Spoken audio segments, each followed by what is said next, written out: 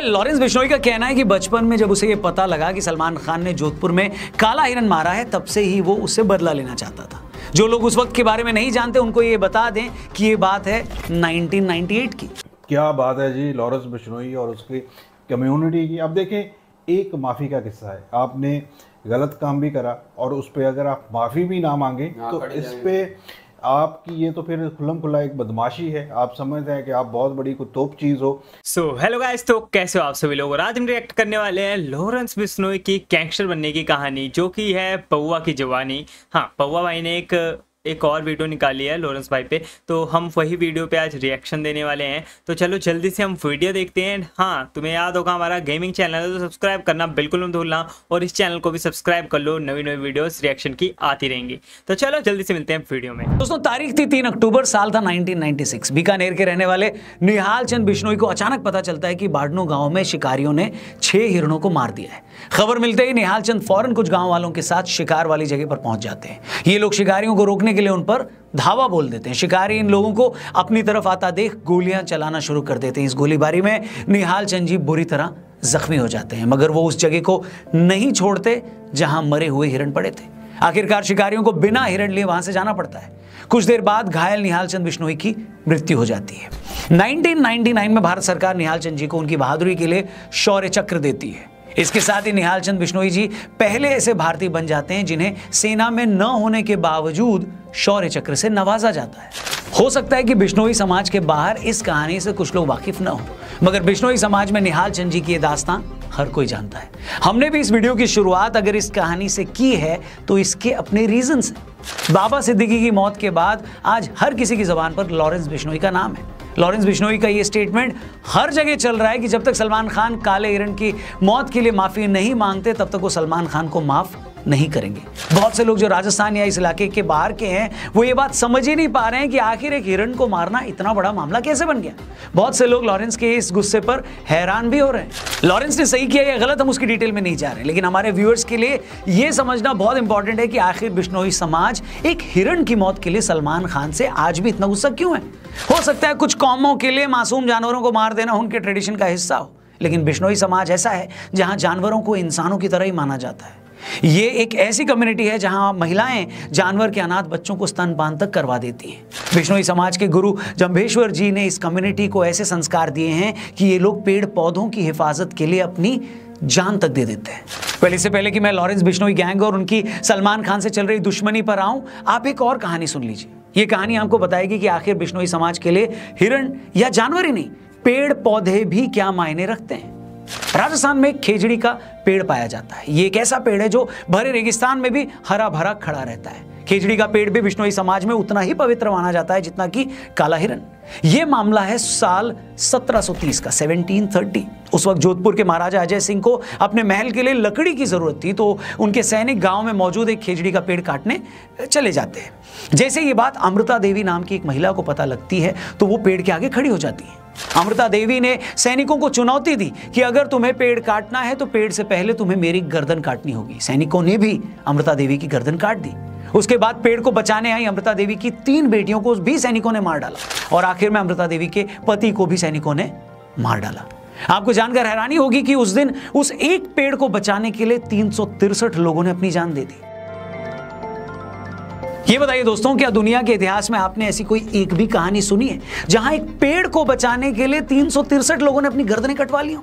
शर्म की बात है कि आजादी के बाद इतिहास लिखने वालों ने औरंगजेब जैसे क्रूर शासकों का तो महिमा मंडन कर दिया, मगर उन वामपंथी मक्कारों ने आपको ऐसी एक कहानी नहीं बताई। अगर ऐसी कहानियां इस देश के बच्चों ने पढ़ी होती तो वो अपने लोगों की बहादुरी के बारे में जान पाते। आज के बच्चे ये समझ पाते कि बहादुरी का मतलब सिर्फ ये नहीं होता कि आप दूसरे राज्य पर कब्जा कर लें या आप मजहब फैलाने के लिए काफिरों की गर्दन काट लें। बहादुरी का मतलब ये होता है कि अगर एक पेड़ को बचाने के लिए आपको अपनी गर्दन तक कटवानी पड़े तो भी आप पीछे न हटें। बहादुरी किसी को मारने में नहीं, बल्कि बहादुरी एक पौधे, एक जीव को बचाने के लिए अपनी जान तक देने में है। और भारत की ऐसी ही कहानियां हमारे पॉडकास्ट में आपको देखने और सुनने को लगातार मिलेंगी। इसके लिए आप हमारे टीआरपी चैनल को जरूर सब्सक्राइब करिएगा। डिस्क्रिप्शन में उस चैनल का लिंक दिया है। वीडियो में आगे बढ़ते हैं। लॉरेंस बिश्नोई का कहना है कि बचपन में जब उसे यह पता लगा कि सलमान खान ने जोधपुर में काला हिरन मारा है, तब से ही वो उससे बदला लेना चाहता था। जो लोग उस वक्त के बारे में नहीं जानते उनको ये बता दें कि ये बात है 1998 की। सलमान खान अपने को स्टार्स के साथ उस वक्त जोधपुर के आसपास हम साथ साथ हैं फिल्म की शूटिंग कर रहे थे। तभी रात के अंधेरे में गांव वालों को गोली चलने की आवाज आई। गांव वाले गोली चलने की जगह पर पहुंचे तो वहां पर उन्हें गाड़ी में कुछ लोग दिखाई दिए। गांव वाले गाड़ी को तो नहीं रोक पाए, मगर उनमें से एक आदमी ने सलमान खान को पहचान लिया। पड़ताल करने पर पता चला कि उस रात गांव में 2 चिंकारा और 3 काले हिरण मार दिए गए हैं। मामले की छानबीन शुरू हुई और वन विभाग की टीम घोड़ा फार्म्स पहुंच गई, जहां सलमान समेत हम साथ साथ हैं के क्रू मेंबर्स रुके हुए थे। वहां काले हिरण के अवशेष मिले। 2 अक्टूबर को बिश्नोई समाज ने इस मामले में सलमान खान के खिलाफ FIR दर्ज कराई। सलमान खान की गिरफ्तारी हुई और उन्हें जेल जाना पड़ा, मगर हाथों हाथ ही उनको जमानत भी मिल गई। बिश्नोई समाज का गुस्सा इस बात को लेकर है कि आज इस मामले को चलते तकरीबन 27 साल हो गए हैं, मगर इन 27 सालों में सलमान खान को इस मामले में सिर्फ 18 दिन जेल जाना पड़ा और ट्रायल कोर्ट से सजा सुनाए जाने के बावजूद वो आज भी जमानत पर है। 2006 में एक ट्रायल कोर्ट ने सलमान खान को 5 साल की सजा सुनाई थी, मगर 2007 में राजस्थान हाई कोर्ट ने सलमान खान की सजा को सस्पेंड कर दिया। फिर जुलाई 2016 आते आते राजस्थान हाई कोर्ट ने सलमान खान को 2 चिंकारा के शिकार के मामले में बरी ही कर दिया। 2017 में जोधपुर हाई कोर्ट ने सलमान खान को शिकार के टाइम एक्सपायर्ड हथियार रखने के मामले में भी बरी कर दिया। इसके बाद 2018 में ट्रायल कोर्ट ने इस मामले में सलमान खान को फिर से 5 साल की सजा सुनाई, मगर सलमान अभी तक जमानत पर है। इस तरह मामले के 27 सालों बाद भी बिश्नोई समाज अब भी न्याय का इंतजार कर रहा है। हैरानी की बात नहीं है कि इसी के बाद 2018 में लॉरेंस बिश्नोई ने ऐलान किया था कि काले हिरण के शिकार के मामले में वो सलमान खान को जिंदा नहीं छोड़ेगा और पूरे बिश्नोई समाज की तरफ से उससे बदला लेकर रहेगा। आज से 2 साल पहले की बात है। साल था 2022, महीना था जून का। सलमान खान के फादर सलीम खान साहब मॉर्निंग वॉक कर रहे थे, तभी उन्हें एक बेंच पर एक धमकी भरा खत मिलता है। उस खत में लिखा था, सलमान खान का हाल भी सिद्धू मूसेवाला जैसा कर देंगे। इसके बाद मार्च 2023 में सलमान खान के ऑफिशियल मेल ID पर 3 धमकी भरे ईमेल भेजे जाते हैं। इन ईमेल्स में साफ लिखा होता है कि अगला नंबर तेरा है, जोधपुर आते ही तू मूसेवाला की तरह मारा जाएगा। इसके बाद मार्च 2023 में लॉरेंस बिश्नोई जेल से एक इंटरव्यू देता है। उस इंटरव्यू में लॉरेंस बिश्नोई बताता है कि मेरा बचपन से एक ही सपना है, सलमान खान को मारना। इसके बाद अप्रैल 2023 में भी रॉकी नाम का एक लड़का फोन पर मुंबई पुलिस को सलमान खान को जान से मारने की धमकी देता है। इस साल उस वक्त हद हो गई जब 14 अप्रैल 2024 को सलमान खान के गैलेक्सी अपार्टमेंट के बाहर से 2 मोटरसाइकिल सवार लोग उनके घर की फर्स्ट फ्लोर की बैल्कनी पर फायरिंग कर देते हैं। इस पूरे मैटर में अब तक का सबसे बड़ा मोड़ तब आया जब कुछ दिन पहले मुंबई के एक बड़े नेता और सलमान खान के करीबी दोस्त बाबा सिद्दीकी की कुछ लोगों ने गोली मारकर हत्या कर दी। उस मर्डर के कुछ देर बाद ही लॉरेंस बिश्नोई गैंग ने इसकी रिस्पॉन्सिबिलिटी ले ली।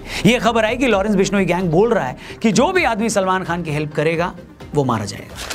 आपको बता दें कि ये वही बाबा सिद्दीकी हैं जिन्होंने 2013 में अपने घर हुई इफ्तार पार्टी में सलमान और शाहरुख खान की सुलह करवाई थी। बाबा सिद्दीकी सलमान खान की फैमिली के बहुत क्लोज थे।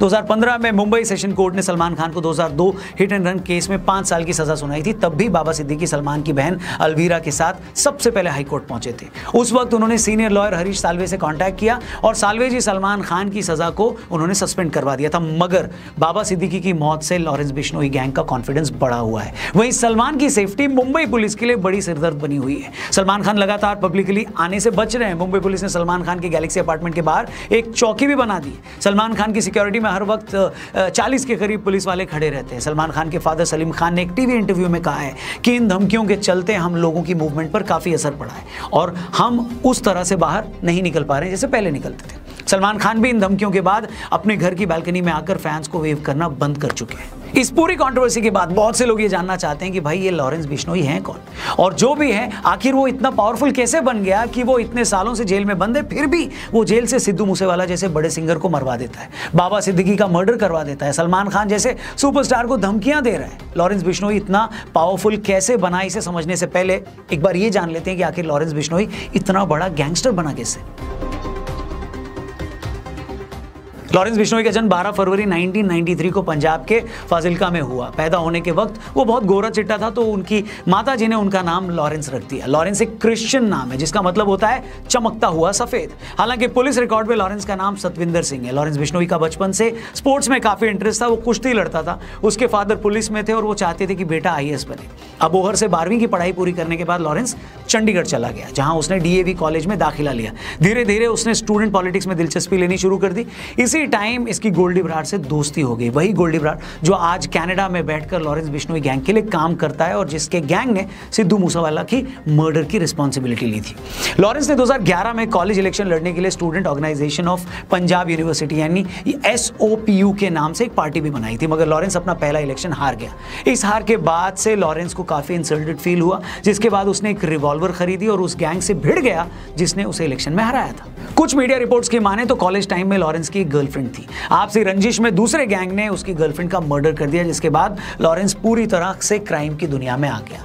आगे चलकर लॉरेंस की दोस्ती संपत नेहरा से हुई। संपत पुलिस इंस्पेक्टर का बेटा था। लॉरेंस, गोल्डी और संपत ने मिलकर पंजाब के साथ साथ हरियाणा में अपना एक क्राइम सिंडिकेट बनाया। इस तिकड़ी ने हरियाणा में काला जठेड़ी और दिल्ली में जितेंद्र गोगी के साथ भी ग्रुप बना लिया। इसके बाद लॉरेंस शराब माफिया, ड्रग स्मगलर्स और बिजनेसमैन से फिरौती मांगने लगा। 2012-13 आते आते उसने अपना घर भी छोड़ दिया। 2014 में लॉरेंस बिश्नोई को राजस्थान में अरेस्ट करके भरतपुर जेल भेजा गया था, मगर एक पेशी के लिए मोहाली ले जाते टाइम वो पुलिस कस्टडी से भाग गया।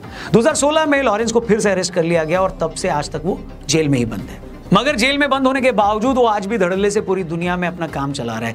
29 मई 2022 को सिंगर सिद्धू मूसेवाला की उसके घर के कुछ दूरी पर 24 गोलियां मारकर हत्या कर दी गई। बाद में पता चला कि उस पूरे मर्डर को भी लॉरेंस बिश्नोई और गोल्डी बराड़ ने अंजाम दिया था। 5 दिसंबर 2023 राष्ट्रीय राजपूत करनी सेना के अध्यक्ष सुखदेव गोगामेडी की उनके घर में घुसकर गोली मारकर हत्या कर दी गई। इस हमले में एक शूटर भी मारा गया था। मर्डर के कुछ देर बाद लॉरेंस गैंग के रोहित गोदारा ने सोशल मीडिया पर पोस्ट करके मर्डर की जिम्मेदारी ली थी। इसके बाद इसी साल 14 अप्रैल 2024 को सुबह 4:51 पर 2 बाइक सवारों ने सलमान खान के बैंड्रा वाले गैलेक्सी अपार्टमेंट पर 5 राउंड फायरिंग भी की। इस फायरिंग में एक गोली सलमान के घर की दीवार पर लगी, वहीं एक गोली सलमान के घर पर लगे नेट को चीरती हुई उनके ड्राइंग रूम की दीवार पर जा लगी। फायरिंग के बाद दोनों शूटर्स अपनी बाइक मौके पर ही छोड़कर फरार हो गए। बाद में लॉरेंस के भाई अनमोल ने सोशल मीडिया पर पोस्ट करके इस हमले की जिम्मेदारी ली थी। इसके अलावा कुछ दिन पहले जिस तरह बाबा सिद्दीकी जैसे बड़े नेता की सरेआम हत्या की गई, उसने तो पूरे देश को हिलाकर रख दिया। इस मर्डर की रिस्पॉन्सिबिलिटी भी लॉरेंस बिश्नोई गैंग ने ली। आज लॉरेंस गैंग में 700 से ज्यादा शूटर्स हैं। ये विदेशों से हथियार मंगवाते हैं। इसके शार्प शूटर्स पंजाब, हरियाणा, राजस्थान, दिल्ली से लेकर हिमाचल प्रदेश से काम करते हैं और उनका नेटवर्क दुनिया भर में फैला हुआ है। लॉरेंस के गुर्गे शराब कारोबारियों, व्यापारियों और सटोरियों के नंबर जेल में उसके पास पहुंचाते हैं। लॉरेंस धमकी देकर इन लोगों से करोड़ों की वसूली करता है। लॉरेंस ने NIA को बताया था कि उसने तिहाड़ के अलावा राजस्थान के भरतपुर और पंजाब के फरीदकोट जेल में रहते हुए भी कई कारोबारियों से करोड़ों की वसूली की थी।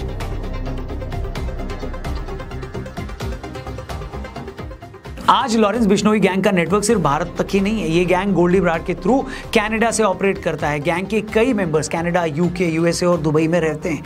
इन देशों में लॉरेंस गैंग को फंडिंग मिलती है। ये पैसा हवाला के जरिए भारत आता है। Lawrence Bishnoi gang social media पर बहुत पॉपुलर है। इंस्टाग्राम, फेसबुक और यूट्यूब जैसे प्लेटफॉर्म पर उनके हजारों फॉलोअर्स हैं। अपनी सोशल मीडिया फॉलोइंग के थ्रू वो अपनी धमकियों की मार्केटिंग करता है। लॉरेंस की गैंग में बहुत बड़े लेवल पर नाबालिग लड़के हैं। इन लोगों को गैंग से जोड़ने के लिए ये एक क्राइम के लाखों रुपए मिलते हैं। आज लॉरेंस का नेटवर्क लोकल और इंटरनेशनल लेवल पर इतना मजबूत है कि वो जेल में बंद होने के बावजूद पूरी दुनिया में कहीं भी क्राइम को अंजाम दे सकता है। यही रीजन है कि सलमान खान को मिल रही उनकी धमकियों को पुलिस बहुत ज्यादा सीरियसली ले रही है। सलमान खान को लगभग अंडरग्राउंड होकर काम करना पड़ रहा है। इस पूरी कंट्रोवर्सी के बाद ऐसे भी लोग हैं जो लॉरेंस को एक क्रिमिनल की तरह देखते हैं, वहीं ऐसे भी लोग हैं जो लॉरेंस को हीरो मान रहे हैं। उनका मानना है कि कम से कम सलमान के केस में लॉरेंस गलत नहीं है।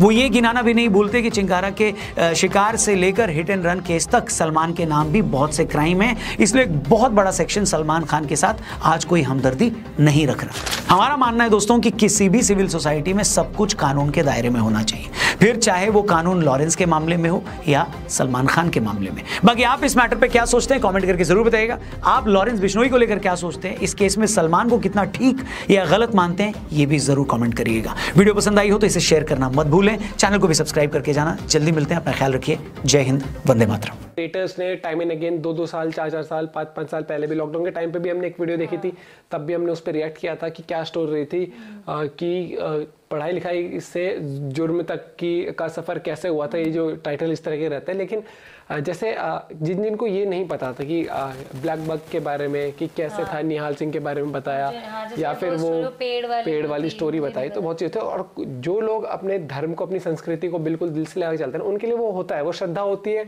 वो उनका जो भी होता है रिस्पेक्ट है। सबसे पहली बात तो कम्युनिटीज़ की रिस्पेक्ट हो गई, आपके धर्म की रिस्पेक्ट हो गई, आपके जो संस्कार हैं, आप जो आपके लिए पूजनीय होते हैं, वो चीज़ होती है। और देखो मामला तो काफी पेचीदा रहा है हमेशा, कभी बेल मिल जाती है, फिर वो खुल जाता है मामला, फिर 5 साल की होते, फिर ये तो लॉ में भी आपको पता है कि लॉ जो है वो बड़ा पेचीदा रहता है, लूप होल्स तो आपको मिल ही जाते हैं हर चीज में। जैसे आपने देखो आर्टिकल 370 मूवी देखी थी आपने, देखा तो उसके अंदर किस तरीके से बड़ी मुश्किल से तोड़ मोड़ के फिर इनके पीछे स्टोरी जो अभी तक चल रही है बहुत हैवी किस्म की। और ये सीन था भाई साहब, मुझे भी इसी तरह ही लग रहा है, क्योंकि जब ये इन्होंने स्टार्ट किया ये पुलिस वाले इनके बाबा बनाने चाहते थे, इनके बाबा भी पुलिस वाले थे, मतलब वो भी, उसके बाद जाकर इनका कॉलेज में कहते हैं कोई लड़की के चक्कर में फिर वो जब सलमान खान को वो 5 साल के थे उस टाइम, फिर उन्होंने कहा कि मैं बदला लूंगा, भूला नहीं है अभी भी, कहते हैं मेरा ड्रीम है कि ये मैंने करना। बिल्कुल सबसे बड़ा जो मतलब और सबसे बड़ी बात है मेरे ख्याल से फ्रेंड्स, ये थी आज की वीडियो, और वीडियो देखने से ये बात सामने आ गया है कि सलमान खान ने ब्लैक जो हिरन है उनका मतलब के कत्ल कर दिया था, शिकार कर दिया था, जिसकी वजह से जो बिश्नोई समाज है, ठीक है, वो सलमान खान की जान का दुश्मन बन गया। और अगर यहाँ पे सिंधु मूसा की भी बात आई है तो सिंधु मूसे को भी ऐसे ही किसी गैंग ने कत्ल कर दिया था, और इसमें तो उन्होंने वाज़ा बोल दिया कि जिस तरह से हमने सिंधु मूसे का कत्ल किया उस तरह से हम सलमान खान को भी नहीं छोड़ेंगे। लेकिन अगर मैं सलमान खान की बात करूं तो सलमान खान जो गरीब लोग हैं उनकी बहुत ज्यादा हेल्प करते हैं, ठीक हो गया, यतीमों की मदद करते हैं, इवन कि उन्होंने अपनी जितनी भी प्रॉपर्टी है ना वो दान कर दी हुई है, ठीक है, गरीब लोगों में वेलफेयर के कामों में उन्होंने दे दी हुई है। तो इस वजह से भी जो अदालत है उन्होंने सलमान खान को छोड़ दिया था, ठीक है, रिहा कर दिया था कि जो जिस तरह से उन्होंने ब्लैक हिरन का जो उन्होंने शिकार किया उस वजह से उन्होंने उनको छोड़ दिया। लेकिन अगर हम लॉरेंस की बात कर ले, क्योंकि उन्होंने सलमान खान को पूरी धमकी दी। क्या बात है जी लॉरेंस बिश्नोई और उसकी कम्युनिटी की। अब देखें, एक माफ़ी का किस्सा है, आपने गलत काम भी करा और उस पर अगर आप माफ़ी भी ना मांगे तो इस पे आपकी ये तो फिर खुल्लम खुल्ला एक बदमाशी है। आप समझते हैं कि आप बहुत बड़ी कोई तोप चीज़ हो, आप तोप चीज़ हैं, माफिया का हिस्सा हैं वो, लेकिन वो बॉलीवुड के लिए हैं। लेकिन यहाँ पे आज लोग आपको ना ही तो हीरो मान रहे हैं और ना ही कोई ऐसी चीज़ मान रहे हैं कि सलमान खान ने पता नहीं क्या ऐसा योगदान कर दिया या क्या नहीं। लेकिन एक चीज़ है, अगर आप माफ़ी मांग लेंगे तो आपकी कदकाठी ज़रूर बढ़ेगी और बिश्नोई समाज भी आपको माफ़ कर देगा। बिल्कुल, मैंने एक इंटरव्यू में देखा, वो क्लिप सुना छोटा सा, कि सलमान खान से आपका ऐसा क्या बैर है, क्यों आप उसको मारना चाहते हो। तो उसने कहा कि मैं उसको उसी की ज़ुबान में जवाब देना इसलिए चाहता हूँ कि उसने हमारे समाज के लिए जिन चीज़ों को हम मानते हैं, हम तो दरख्तों के लिए भी अपनी जान दे देते हैं और उनको कटने नहीं देते। और फिर ये फाइनली गाइस तुमने वीडियो देख ली होगी एंड तुम्हें काफ़ी बातें पता लगी होगी। और मेरे को जहाँ तक पता लगा भाई, देखो एक चीज़ तो मेरे को बहुत अच्छी तरह पता लगी है भाई कि वो जीव जंतु के लिए और जो अपना एनवायरनमेंट है उसको लेके बहुत प्रोटेक्टिव है। एंड भाई होना चाहिए यार, अपने एनवायरनमेंट के लिए इतने प्रोटेक्टिव तो होना चाहिए तुम्हें। जैसे एक ट्री के लिए, मतलब एक ट्री कटवाने के लिए कितनी जानें चली गई, ठीक है, तुम सोच सकते हो। ये तो मेरे को ना सही में दिल से फील हो रहा भाई, ये चीज़ें ना होनी चाहिए तुम सब में भी।